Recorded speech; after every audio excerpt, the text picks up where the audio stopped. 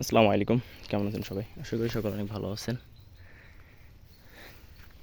আমি চলে আসলাম পেঁপের বাগানে নতুন একটা ভিডিও নিয়ে আপনাদের মাঝে।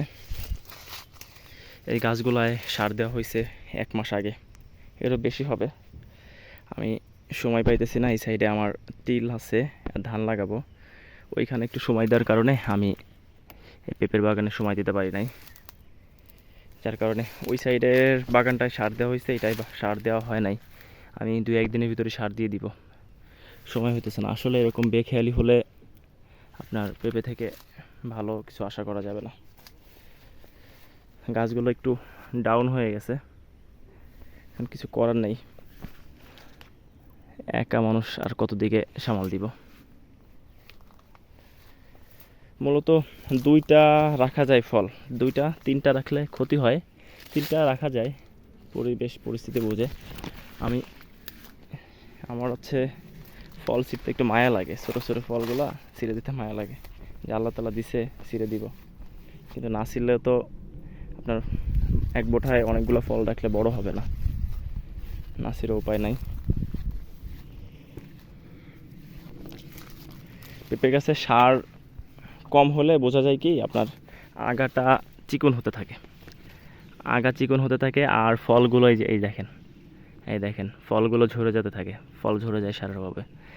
আর গাছের কালারটাও একটু হলদে হলদে চলে আসে, সবুজ থাকে না। আর যখনই সার দেওয়া হবে এই গাছ আবার দেখা যাবে কি গাছ সবুজ হয়ে গেছে, গাছ মোটা হবে, সবুজ হবে। আর সারের অভাবে গাছ, এই দেখেন এটা টোটালি সারের অভাব, কোনো ভাইরাসজনিত কোনো ইস্যু নাই, এটা সারের অভাবে এরকমটা হয়েছে। দেখেন গোড়া অপরিষ্কার, এই গোড়াটা পরিষ্কার করে দেন হচ্ছে সার দিয়ে গোড়াটা কিছুটা মাটি দিয়ে বেঁধে দিতে হবে। দেখেন আমি যদি এই বাগানে আর 5 থেকে 7 দিন লেট করি তাহলে এই বাগানটা পুরাই আমার লস প্রজেক্টে রূপান্তরিত হবে। যত দ্রুত সম্ভব সার দিতে হবে। ফল মাশাল্লাহ একবারে খারাপ না, খুব ভালো ফল।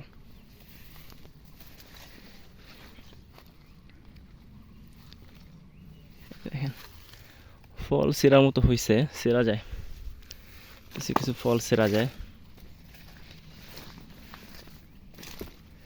দেখি বাজার দেখবো, বাজার দর যদি কম থাকে তাহলে ফল ছিঁড়বো না, আর যদি বাজার দর ভালো পাই ছিঁড়ে দেবো।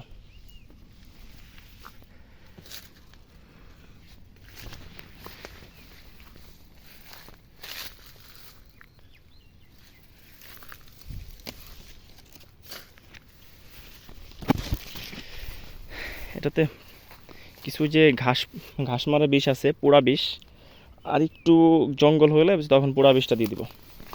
এখন দিলে একটু লস লস হয়ে যাবে। পেঁপে বাগানে ঘাস থাকবে, এটা কেউ নির্মূল করতে পারবে না আমার মনে হয়। নির্মূল করতে গেলে অনেক ব্যয়বহুল, অনেকে করে।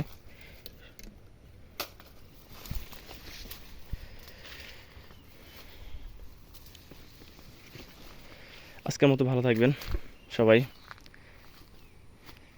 আজকের মতো এই পর্যন্তই। ভালো থাকবেন সবাই। আসসালামু আলাইকুম।